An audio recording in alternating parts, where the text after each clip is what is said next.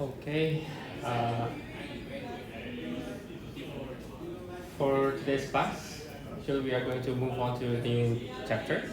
We are going to practice this chapter, I think this Friday and maybe next Friday. Um, I think the final exam, at least for the mechanics, will be from the torsion. Uh, this one, the shear stress diagram, and then this, the one that I will explain, stress in beams, or we can say the flexural bending. And if we have time, one more chapter, which is the transformation or application of Mohr stress.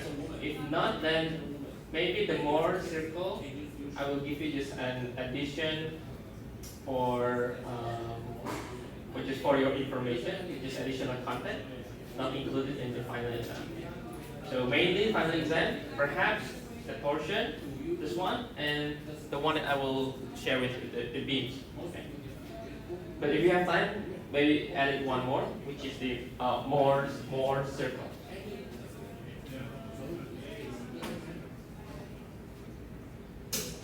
So the next chapter, let's go to the next one. Okay, so we are going to start with the title. The title is the stress in beams.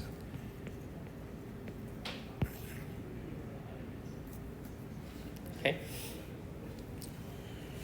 So we continue our study, determine how the stress resultants, and then the bending moment, and then also the transverse shear force. So we see that before we know how the stress resultant, right? Stress resultant, and then bending moment, or in previous one we called the mx,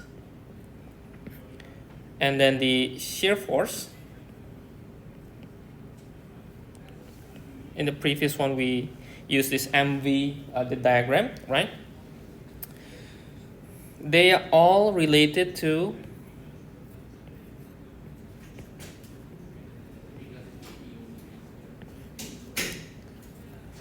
the normal and the shear stress, right? Normal and shear at some section, let's say x, okay?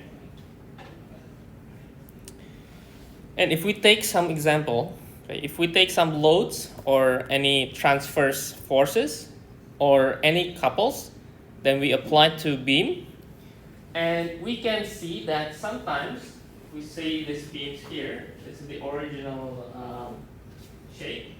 We can see that it might deflect. We say that this has a deflection curve. It has deflection curve. So you see the deflection curve along this the dashed line. Okay, dashed line. Okay, that's the deflection curve. Now we need to, within this chapter, we are going to see the relations between this deflection curve with m, okay, with the moment.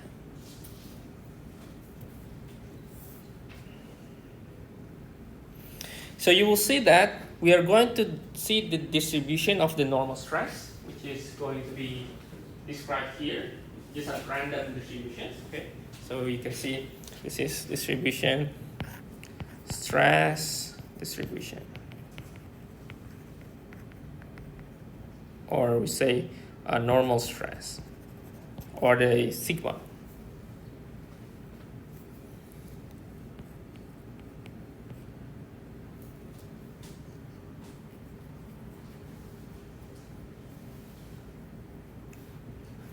And all the beams that we are going to study, we are going to specify that focus only. So we are going to focus only to what we call the LPS.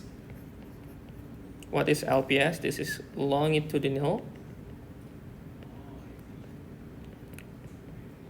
plane of symmetry.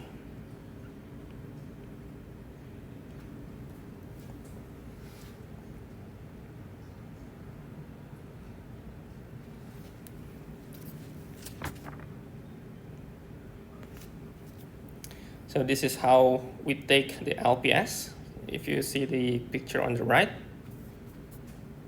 So this is a typical beam that we are going to assume for every single case. So it's like this. So it has this like a T shape.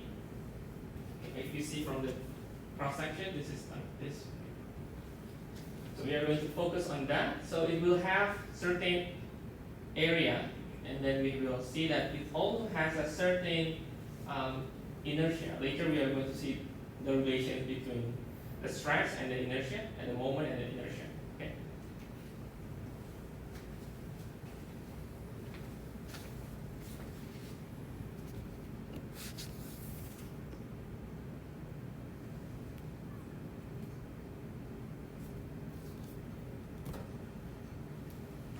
And then at some certain explanation later, we are also going to see that within these deflections, okay, if we see from the another angle, these lines here.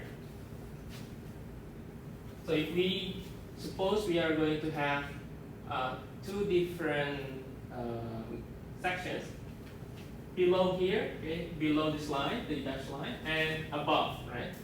And if we can make it into a 3D, let's say this one or this one, we can see that it has, in the middle, we say the surface is called the neutral surface, which means it is related to. So imagine that you are able to bend your, for example, like if this book here, okay, I'm bending this book. Okay, somewhere in the middle, there are certain area or there are certain sections that is not really affected. It means that maybe on the top it feels compressive, right? It feels compressive, and on the bottom it feels tension.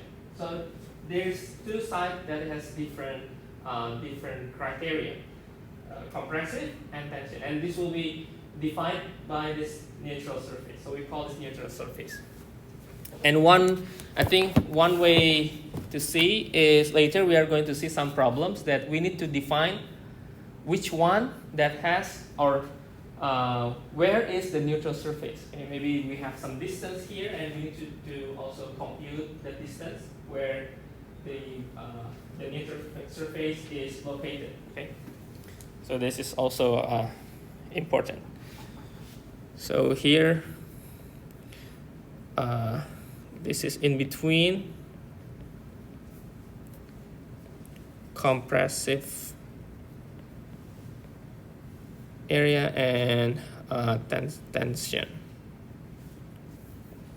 So it has this one that is compressive, and it also has this one, it has tension.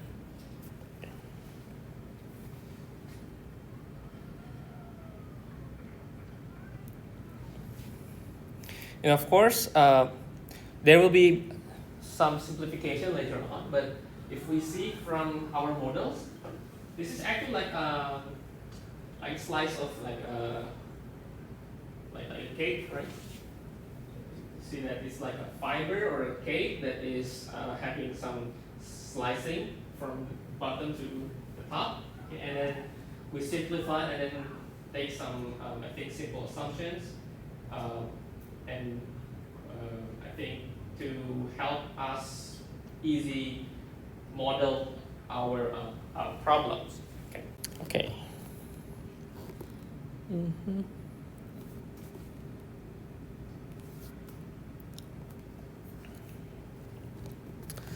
Okay, now if we get into the next section, Now we start from this graph here, which I will start with right first in the top. That this is related to what we call the pure bending.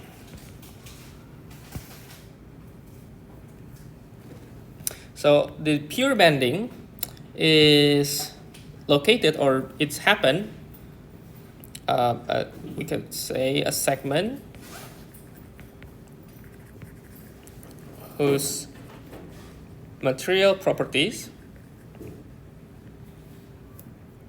are constant along its length, and for which the bending is also constant.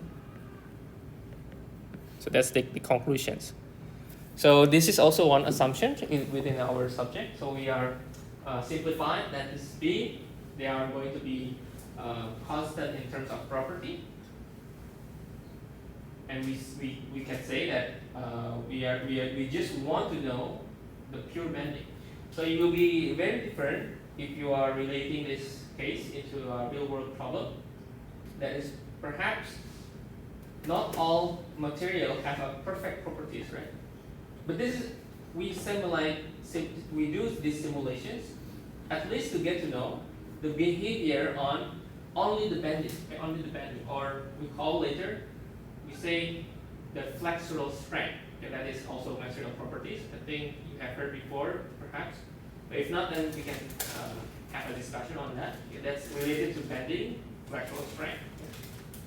So suppose that we have this. Okay, we have a beam, and it has the same distance here for each force, okay, or for each loading. So it has, we say it has a symmetric loading.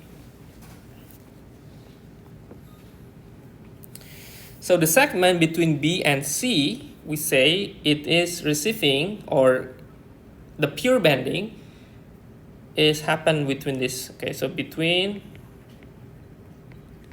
B and C, this is pure bending segment.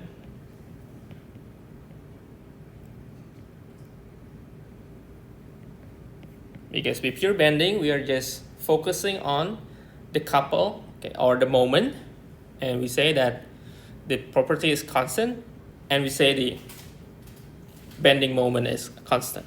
And then we could say that if we try to graph this bending moment with the loads multiplied with A, you see that we are going to have, so from this point here, from zero, we get increase, okay, in terms of value. So P with A, and then we say it's constant here because they are typically the same loads. And then from here to another end, because this is also ending without any force that withstand. So we get to zero because we assume again we need to have a statics. Okay? We need to have a statically equilibrium. So we get this pure bending or bending moment diagram.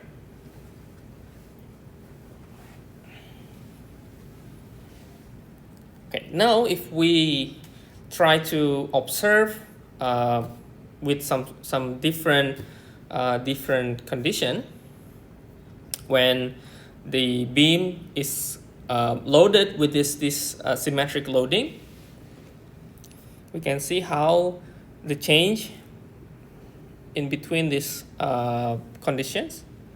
So first we could see the undeformed beam. If we see from this part, let me.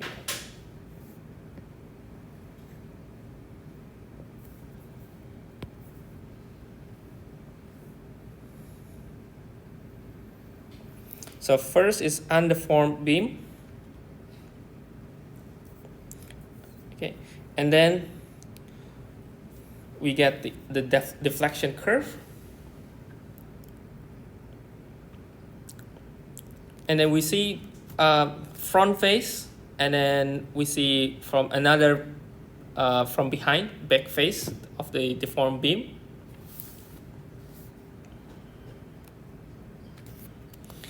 So, okay, I think we can skip this. And then this is the plane sections that is going to be deformed. They are still remain plane. Okay, they are still remain plane, and that is I think important in our simplification or in our calculations in the next sections. So there are several notes according to this observations that I can share with you. So first, since the moment is constant, let's say m0 is a constant. So pure bending moment or pure bending deformation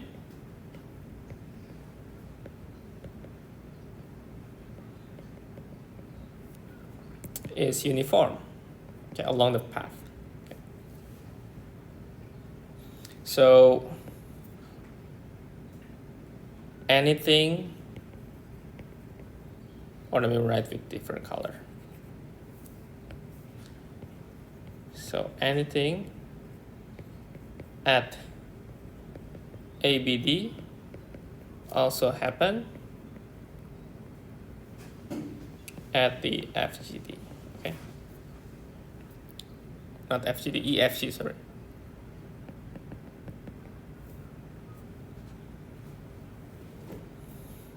And then the curvature from here,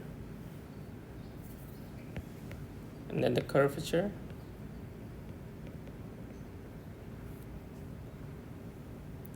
of deflection curve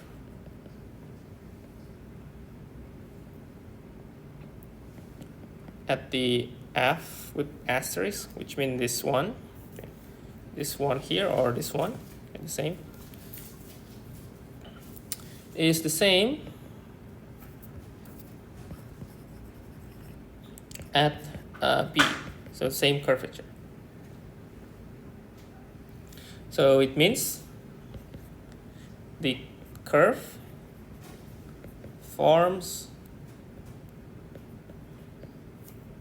circular arc, as you can see from what we have here. It's like it's becoming arc with center of curvature at C. This is the same meaning curvature if you remember in vector functions. We also have a curvature to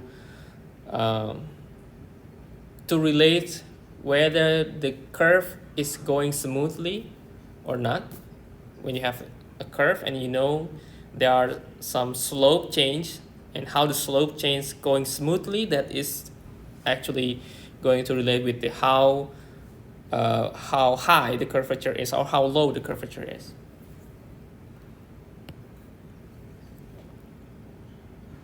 And then the curvature also relates to, we can describe the curvature in terms of a circle. Like within this, it is also determined easily with a circular arc. Okay. And then pure bending has a symmetry, right? Has front to back symmetry.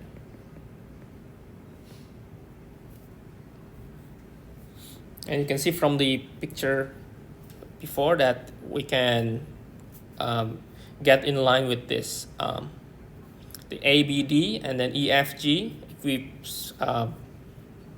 switch and we can split it up, and we see that it has the same symmetry.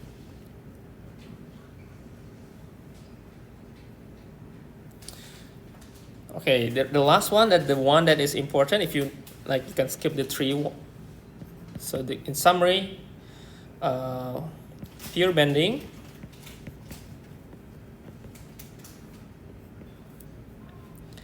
deflection curve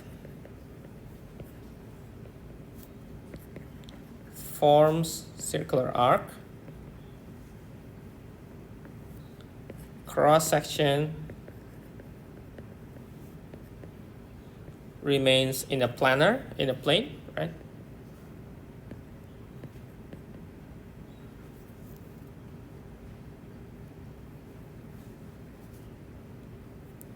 And perpendicular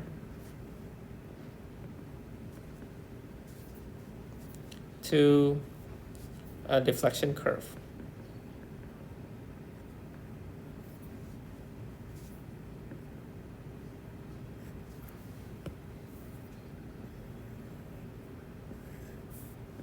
Because I think in the other case there will be some non-uniform bending, which means that the distributions for the moment itself, or the bending moment, is not equal to 0, which means it's not a constant. So it's having a different bending moment. Okay, in another assumption from the Bernoulli-Euler beam theory, there are 4 statements, but I will summarize and make conclusion for you. Let me write over here. So let me write, it goes here. This is Bernoulli-Euler beam. So I will start this introduction with a concept, and then later on we can see how we apply the concept. So first, beam is having the LPS, longitudinal plane symmetry, and having a symmetric loading, okay, and then symmetric loading.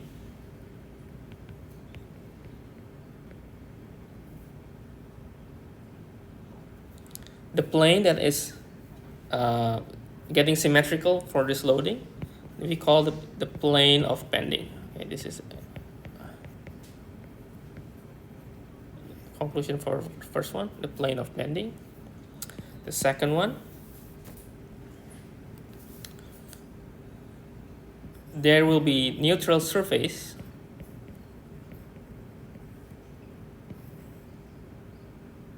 or suppose this should be the blue one. Okay, this is the terms that is interesting.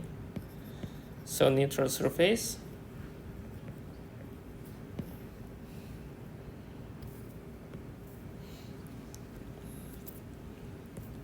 this is plane of bending that is or let me write that has free strain,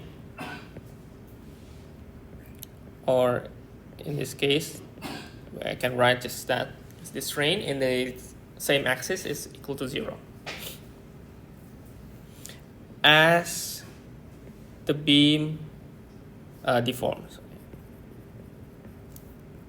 So this is what it means, that if we see that the neutral surface is not having any compression or tension, which means that there will be no strain. And we can say the strain is 0, so free of strain.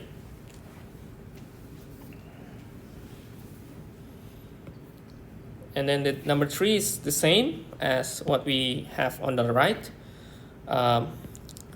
Cross section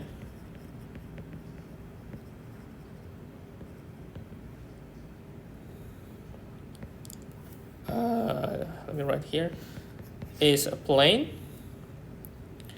and then perpendicular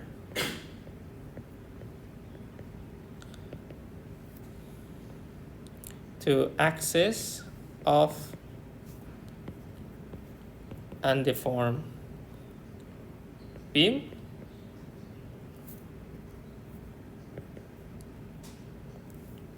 and then it still remain plane and perpendicular as we mentioned before. This is just additional statement by this Bernoulli Euler beam.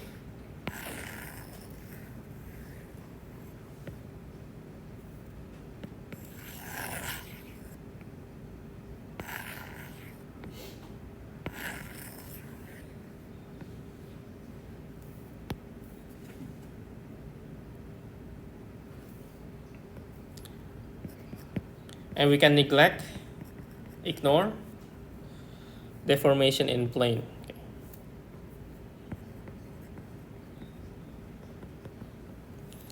In the plane of cross section.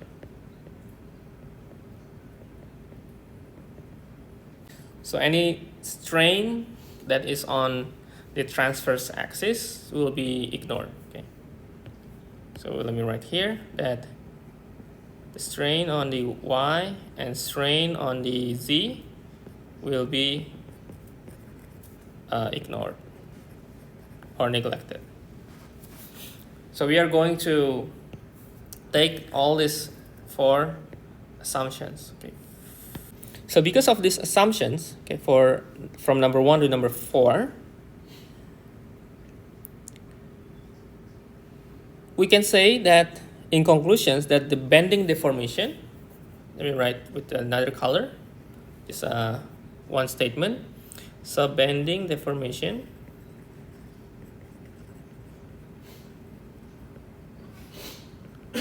is independent of coordinate z, okay. Because we are just going to see the analysis through cross section, and we have the longitudinal, right? So we are not really see any other axis. So we completely ignore the other axis. So we say that this bending deformation only focus on x, y, only 2 dimensions. Okay.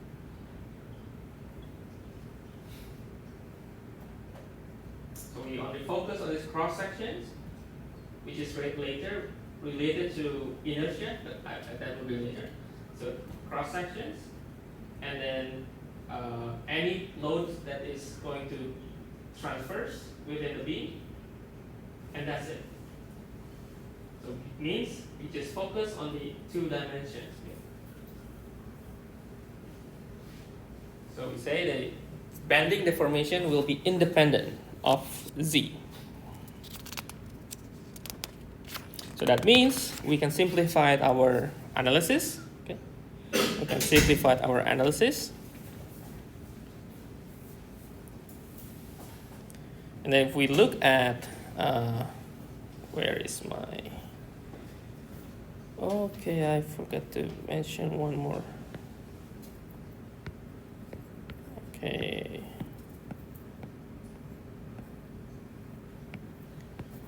Okay, let me just get into a quick picture. Let me get to. So suppose that this will be beam.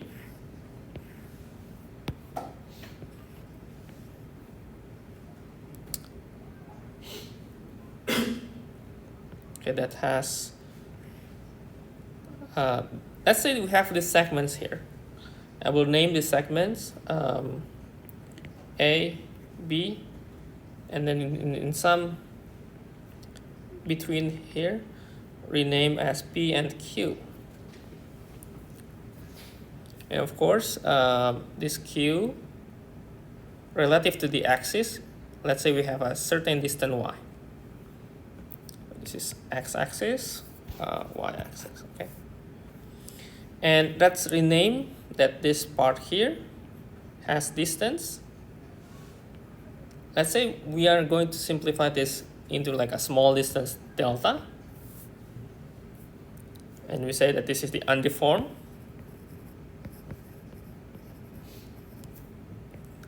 beam segment.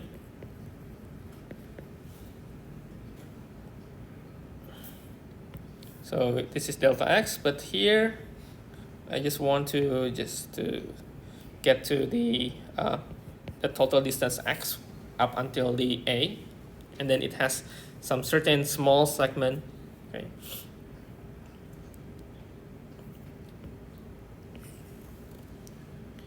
And then let's try to deflect this beam.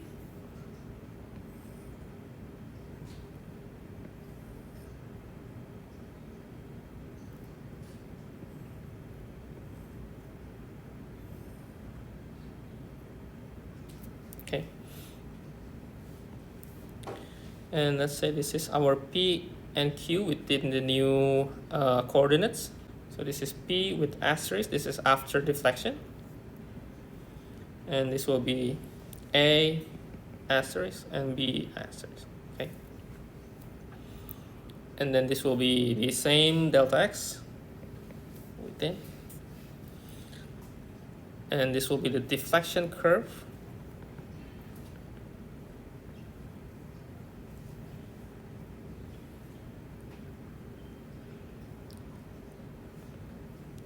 And then this part is also delta x with different value because of the deflections.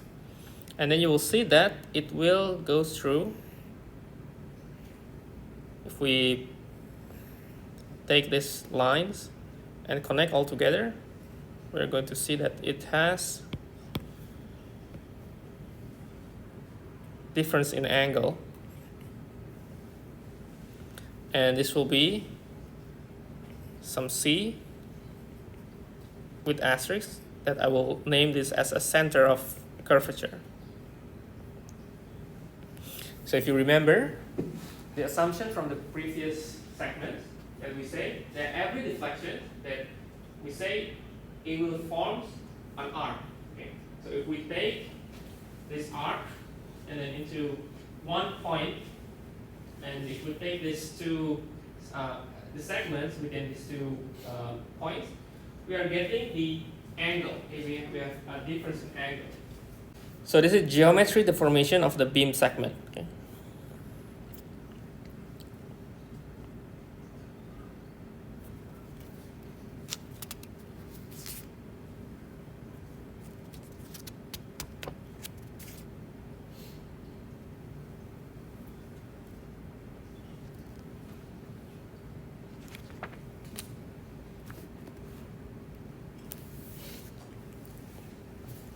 Okay, by assumption from the previous page, then we could say from this particular length, this A asterisk B asterisk distance till delta x. Okay.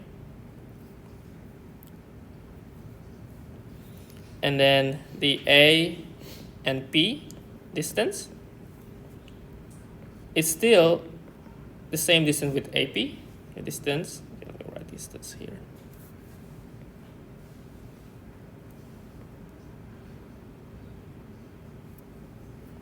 And we can just equaling y as we mentioned in the first undeformed beam. And then the B distance, BQ, also equal with this, which is equal to y.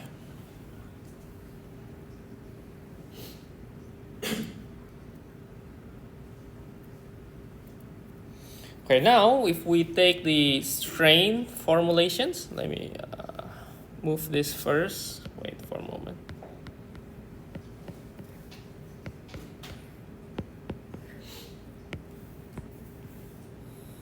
Okay. So the strain in the longitudinal axis, and we may ignore another axis in z, and we can simply say that this will be limit as q approaching p, which means here,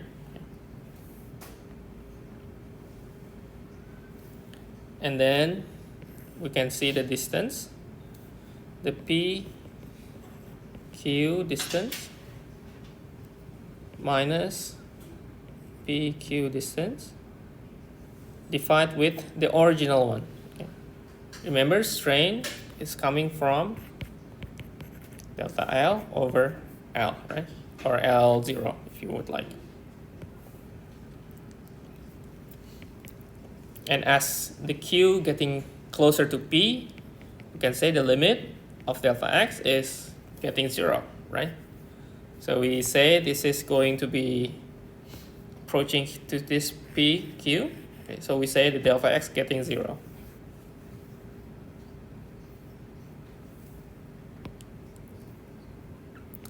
And then we can simply just write in terms of delta x.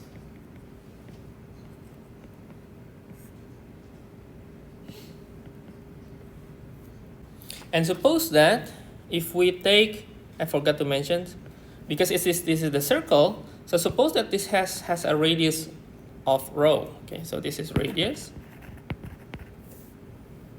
Then we can make the distance of A asterisk B asterisk, or the arc,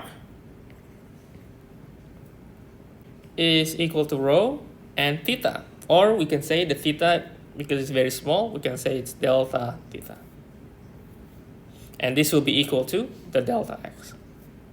So the PQ, this is equal to delta x. And then if you look at this, okay,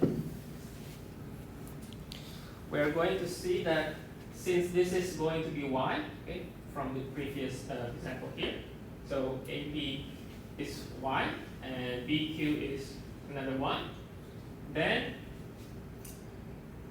the distance, okay, for the PQ, we can see that it will be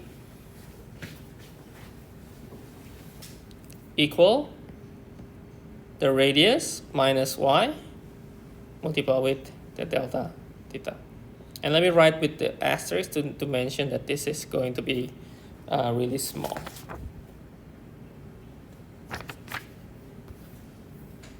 Maybe let me write here, describe the theta that is going through here with a very small theta. Okay.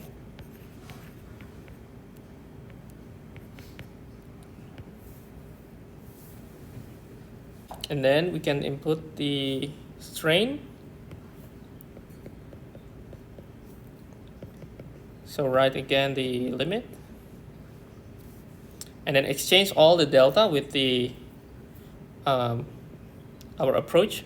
So delta x asterisk will be rho minus y delta theta minus delta x, which is rho delta theta. And this will be delta x rho delta theta asterisk. And then simplify it, and this will be, so taking all rho, taking all the delta theta, okay, taking out, and we say that this will be negative y over rho. So at the end, that the strain formula for this beam deflection is equal to negative y over rho x. So we say that this is strain displacement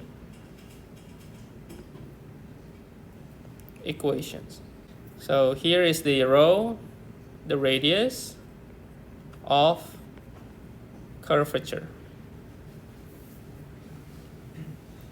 Okay, if you remember the curvature, if you remember the calculus, curvature is this, and then this is equal to 1 over its radius, actually.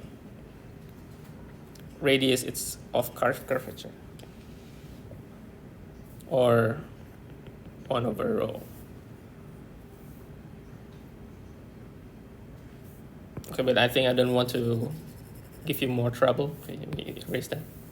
Or maybe just write so that I will mention that, okay, we have learned this in calculus too. So remember that this assumption that makes this formula, we need to also remember assumption that the V, or the transverse force, is 0. Okay, some notes regarding this strain is we can also relate this to the Hooke's law and the Poisson ratio. So since we assume that strain in y equal with the strain in z, this is equal to negative Poisson ratio multiplied with the strain in x. And then there will be some other notation, but we don't really discuss much, but let me just write for a while. The curvature that has this accent, okay, this is what we call the transverse curvature. And this is equal to 1 over this row with accent. It's the same radius, but this is for transverse curvature. And how this transverse curvature relates? The transverse curvature is actually relate with the Poisson ratio multiply the curvature itself. So just a small notes here, which we are, I think, not really discussing much for this one. Okay, let's back for a while, and let me ask you a question. I have this curve, and let's say we have two different points. This is point P, this is point Q. Between this P and Q, which one has the highest curvature? The highest one. Okay? Agree? Agree? Agree? The highest curvature? Okay. How to know whether it's the highest one or the lowest one? So here's the idea of the curvature. If you remember the curvature definition, that is the point where the change within the, let's say we have the different slope. Okay. The change is significantly higher within this point. Okay. From this part, and then suddenly going to be this one. But here, it's not as much as B. Or, because now we can relate this curvature to the circle, then we can draw the circle. So we can draw the circle. Suppose the circle is here, like that, and this one is here. Okay? And we know that also from calculus, actually, that we can define that the curvature is 1 over rho, right? The rho is the radius inside this curvature, so this is rho. So we can see when the rho is decreased or lowest, the curvature is highest. Okay? And from the rho that is high, then the curvature is lowest. And what does that implies? That will implies in our strain formulation in our mechanics. Okay? So if we see this one here with different radius of rho that is decreasing. So if we see from here, this 3, from the left, okay, we say, and then we say on the middle, so it's decreasing, the radius decreasing. So if you can draw a circle, you see the radius is decreasing. So this is radius decreasing, and it's getting lower and lower, okay? Which means the curvature increasing. And what does that mean? It means that the strain will be increasing. Okay? Remember that the strain is a distance defined with the rho, right? Something y, right? This like a distance, and then over rho. So it's proportional to the distance, but reciprocal to the radius, right?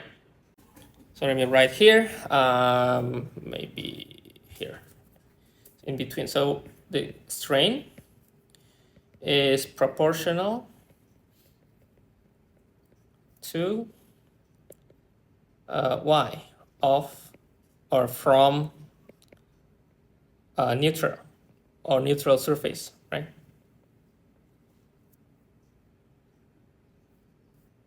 And then also remember that this strain is independent, right? Independent of z. Okay, so we are just completely ignore the z-axis. And then from this differences in rho, we could also see some other implications. Okay? For example, we could make the bending or the couple like this one, or we could take in another direction, which we switch these two components.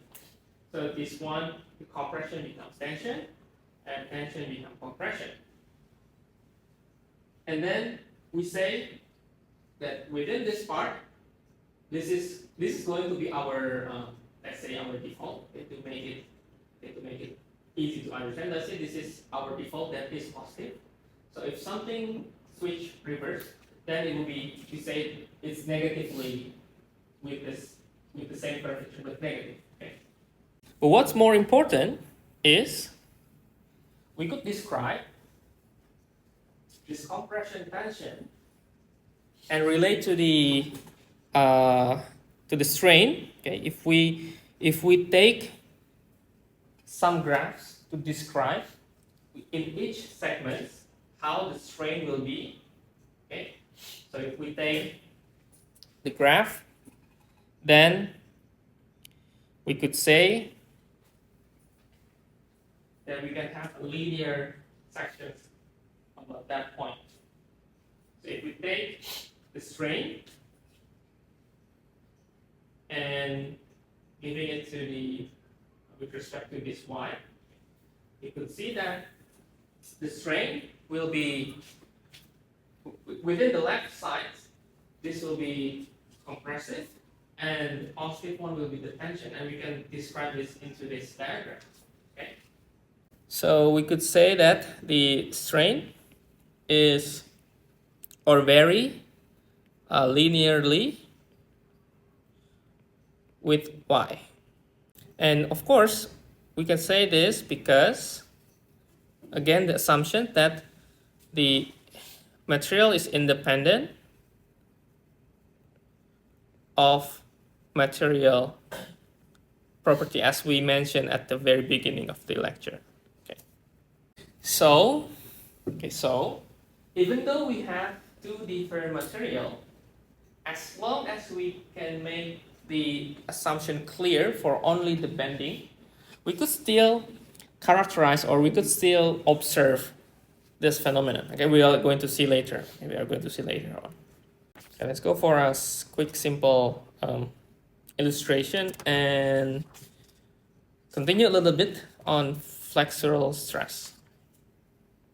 So let me give you a simple example on how to analyze based on this rho and this strain. Okay.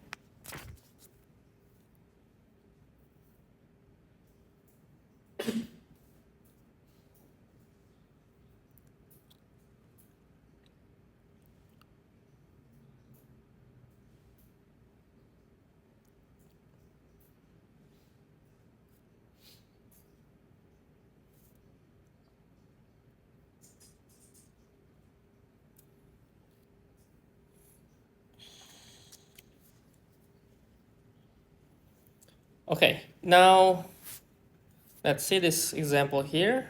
I need to write the question first. So we have a couple moment that acts on this beam, and we take the ratio between L and C. C is this distance here from the neutral surface. So L over C, we say that this is going to be 30. L is original length, as we see from the figure. And 2C is the depth of the beam.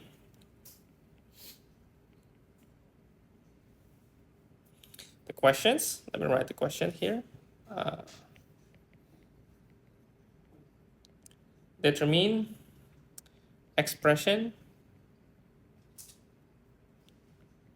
for normalized radius of curvature. This is rho over C. If the bottom fiber, or at y equal negative C, is at tensile. Tensile yield strain of the material. And B, determine ratio, this stress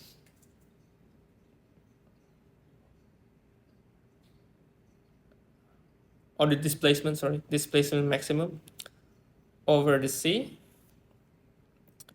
for this loading, and C, determine rho and delta maximum if L is equal to 4.5 meter and the strain in Y is 0.001. Okay, as we mentioned before, okay, that we could see this deflection here, and we can relate to the arc of the circle, right? This is, you can see that this is a circle, and this is the radius, rho, which means that we have an angle here, and then we can also take this distance by taking the rho, and then this is the rho minus the delta. Right? So we can take that as a first determinations.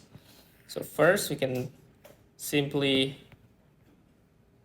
say that this will be having a theta, angle theta over there, and we could describe this distance is equaling rho minus delta max, but because we are going to also include theta, I think it's best to take this distance as rho cosine theta. And then this part here, we can just simply write as L, okay? That's our assumption that L is the same length with this, so the arc for the circle is equaling the L, that's the original length, okay? So that's, I think, the first step. And then we can start from the strain formulation, which is negative y over rho. And the bottom fiber, which means the section on the below the neutral surface, you say that it is on tensile. Okay. So it's on tension. Okay. So this means tensile means in the bottom fiber means this part here on the below this neutral surface is going to be tension. I think as we see from the picture also, it's compressive on the top and tension on the below, right? So we can see that it's on tension, which means that rho is negative. It's on negative C. It says it's on negative C over the strain in X, or in our case, we could also equaling this to the strain on Y, which we get the ratio rho over C is 1 over this strain. It's 1 over strain. Okay. So that's the first one. Not yeah, I think this is for the ratio for A. Let me write here. This is for A. And then for B, we need to determine the ratio for the delta max. So the easiest way to see the delta max, okay, from that, I think we can employ the arc. The arc length equal to radius multiplied with the theta. So right here, arc length is equal rho theta, right? And the arc length itself is equal to L. So L is rho theta.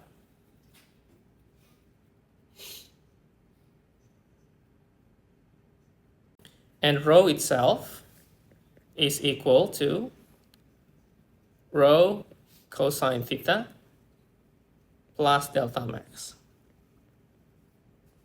So delta max is rho 1 minus cosine theta.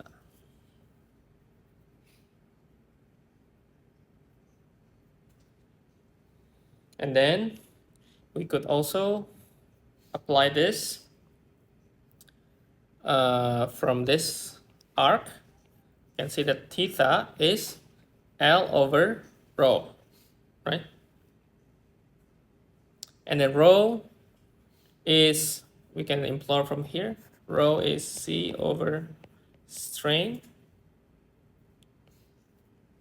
So this will be L over C multiply C over rho, or we could get this is 30 and then strain of Y, or we have this from the beginning, right?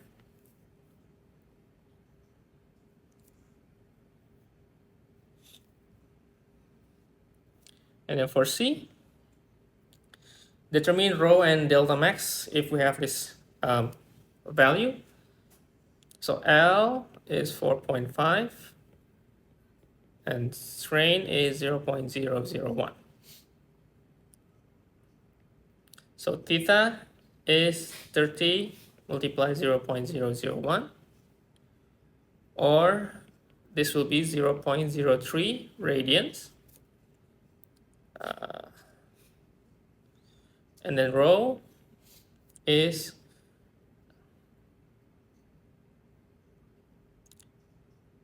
where is rho? Oh, here, C over strain. So L over 30 strain Y. So we get 150 meter. And delta max, we take 150, 1 minus cosine theta, and we just calculate with the previous value. This will equal to 67.5 millimeter.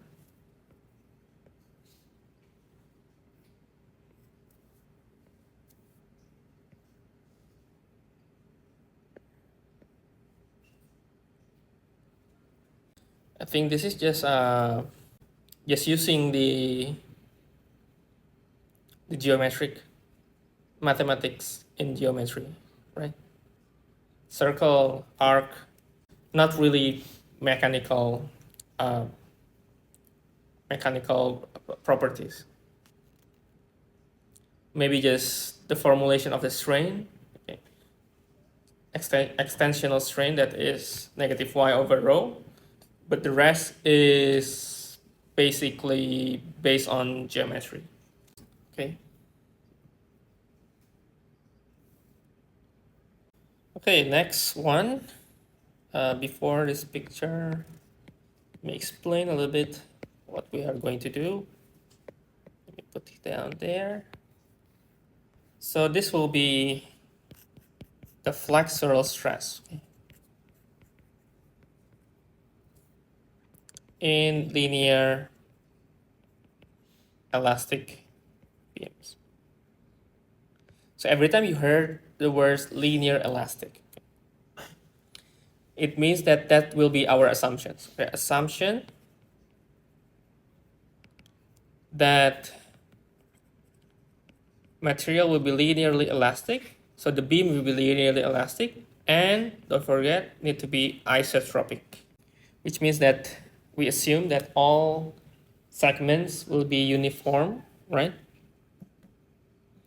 And they are basically linear elastic. So because linear elastic, which means that we can assume, or we can use the formula that the sigma equal E and strain, okay? And then this is in the one axis, in longitudinal axis, right? So again, this is modulus of elasticity.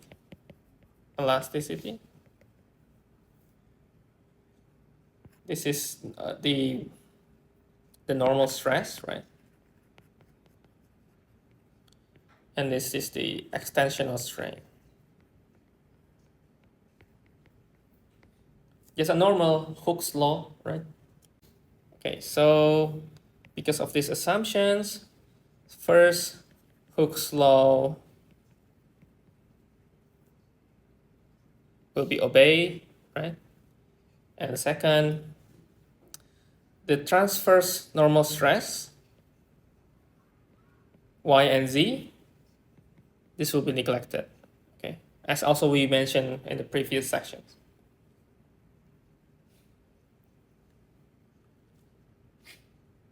And then we can apply into this Hooke's law that we can also say this is our uniaxial stress strain. Okay, remember from the previous part, we get the extensional strain that is equal negative y over rho, right? Let's exchange this strain into our Hooke's law. So we can write the Hooke's law becomes, this is modulus of elastic, this is y, this is rho, and we multiply with negative. Or if you want to describe in functions, we could describe in functions. Let's say we have two variable, x, y.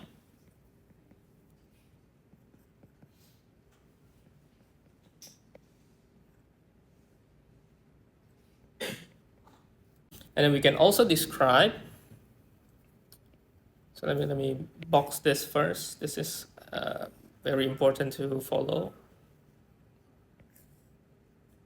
Okay, that's one. And then another one is the force, okay? The force that we can describe through the integrations of, so this is getting from here, expressions, but since we are observing in elements, then we describe this in integrations with respect to area, because we are having the A like that, and the moments is basically negative of y sigma and dA. Okay, and then we can substitute the normal stress inside these equations with our E and Y. Then let me write here. So this becomes, so E and rho is a constant, okay? And then integrations y dA. And since we are going to discuss on the pure bending, okay, so only pure bending, so the normal stress at this longitudinal will be equal to 0. Okay? So because only observing or only study the bending.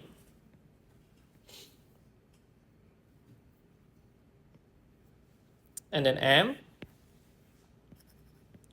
similarly, we could describe through this E over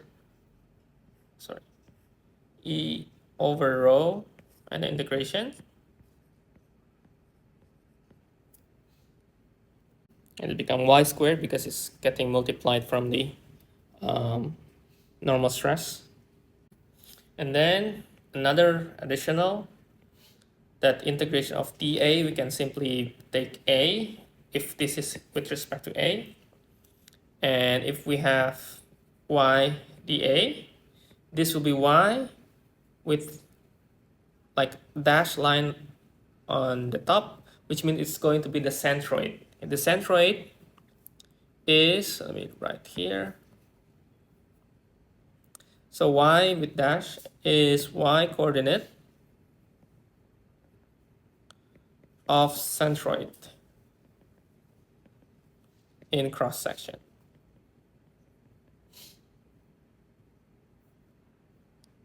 And then the y squared dA will be equal to the inertia.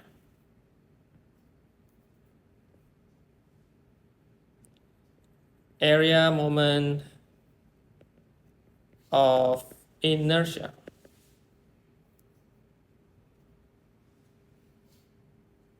So this is as indicated here.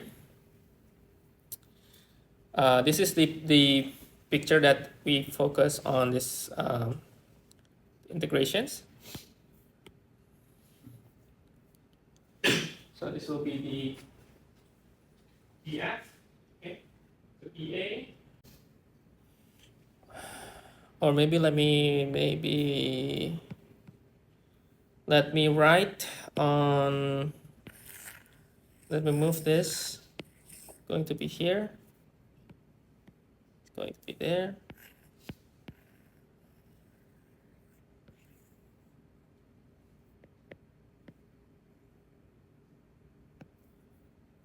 Okay.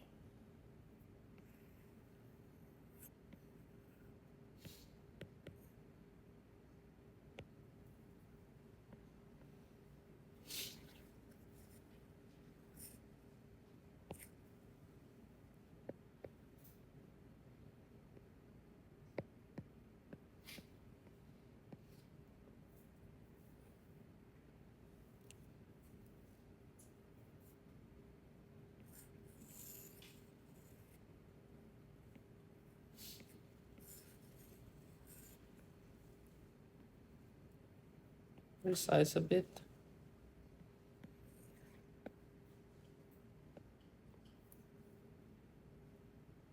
Okay. Okay, now another thing that, because we are going to see this inertia a lot within this chapter, so there will be one formulation that will appear frequently, okay, that is the inertia, that we can define the inertia from this dimension here. So suppose that we have defined this in terms of all this distance, so we have y dy, and then the total distance with a constant h/2 for two sides of the distance. So the inertia, first giving the integrations for y squared dA, as we mentioned before, which means that we are going to apply the dA. Let's separate the dA because one of them, which is the constant within the area, B will be stay as B, right? So we could describe this. Okay, first that area itself is By. Okay, y is like a functions which we can determine in integrations, right? So we can take this and take integrations, and because B is a constant, so we could just take the integration from y. Y is from negative h/2 until h/2, which means from this very bottom here up until there. Okay. And then multiply y squared. Inside is y squared. And then dA becomes B dy. Okay, B is still B as a constant, so we just write B. And then y squared integration become y cubed over 3. And then we need to put the negative h/2, h/2.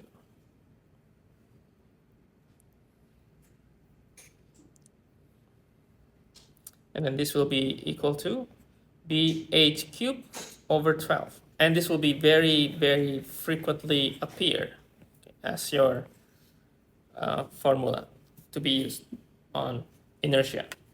So centroid, you are perhaps looking at this rectangle. Centroid, the center of the mass, which is this one. And this is suppose that this is the x. So this is the size of the B, the size from another angle. So another assumption from this picture here, okay, since the x-axis is passing through the centroid, okay, this one is x-axis, which means that the centroid for all beams will be passing through this, or we can say the x-axis is passing through the centroid. Okay. So that's also, I think, assumptions that, for our sections here. So right here, x-axis pass through the centroid of each cross section of undeformed beam. Now if we look on the centroid on this whole sections, so centroid will be this. Okay? So this is x-axis, this will be the centroid, and this z prime here is the neutral axis, or the neutral plane, if you would like to say, or maybe in this neutral axis. So this is the neutral axis. So the way we find the neutral plane, like from before, where we define which one is tension and which one is compressive, is taking the centroid. So we are going to compute which one or which the centroid will be located. That is the neutral axis. Okay, suppose that the moment is like that. Okay. So it's going to be below will be tension and above will be compressive. Right? If we take this, right? If this is the same thing, okay, same thing. Okay. So this will be compressive.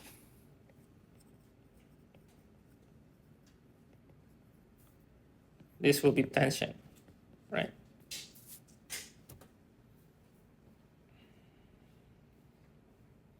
And by combining this moment with the previous formulations, using the inertia,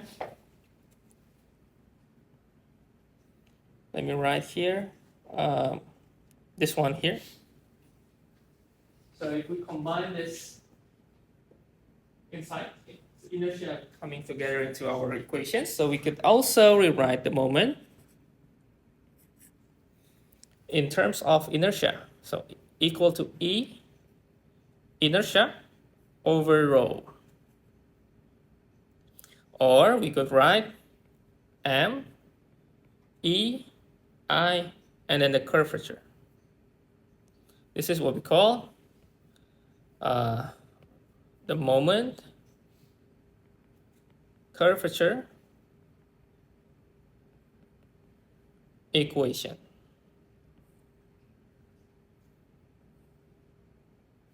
Okay. Now what's interesting or troublesome if we want to further compute? So I think for this case, because it will relate to inertia, and inertia relates to the shape and the shape of the cross sections, which means that the stress between segments we need to compute in a different sections. So we cannot really compute all together within one formula like usual we did. But now, since we have this beam, so we need to know this distance, this distance, this distance, and we need to compute one by one. So that's, I think, one thing that you need to aware of. Okay? I will see in the later. Okay, and I think if we don't have time, maybe on Friday. Okay. Okay. So moment curvature, but this is not really applicative, not really practice. We need to take another approach because we still have this radius, right? This radius is not really easy to follow, right? If we are going to simulate or model into real world practice. So we need to take another approach to get it through the row. Okay, now just a quick review from the previous one. So this is simplifications for the for the picture.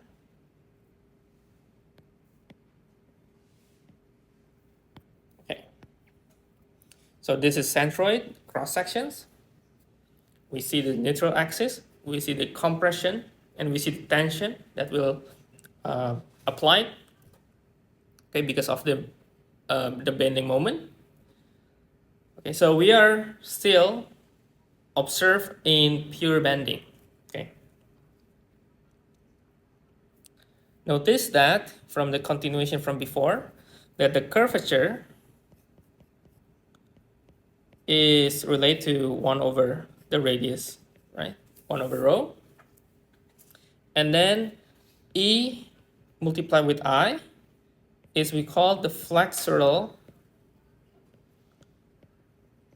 rigidity of the beam. Let me rewrite again the moment curvature. The M is E, I, and curvature like that. It's not K, it's a little bit curvier. So the bending, if you remember the curvature, what is implied for negative or positive. So you write here. So mx positive, it will be related to the radius that will be also positive. Okay. And if the moment negative, this is because the radius, or we can relate the radius to be also negative, right? Okay. Which means if this is negative, that the curvature will be in negative y, right? What does it mean? This means that I'm talking about this here, okay? So negative will be on this side, y negative. This one, y positive. This is neutral, right? Okay, just to be sure. Okay. And then, okay, just a quick notes here, and then we can finish the class. So finally, we can see the combination that we have. The normal stress, or the we can say this is the flexural formula, is equal to negative m y over with its inertia. So we can say that this is the flexural or the flexure formula.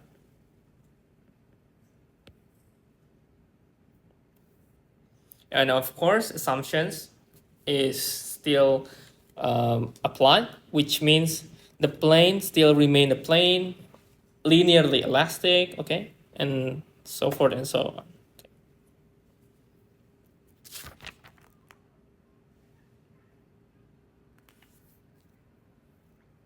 Okay, perhaps we can also see the negative and positive from this part here. Okay. So positive moment and a negative moment, which means we take this one as our default. It's a positive. And if we take negative, which means it's going to be downward, and you see the circle is going to be here, right? It's going to be in y, negative y there. Okay. Yeah, I think example will be on the Friday.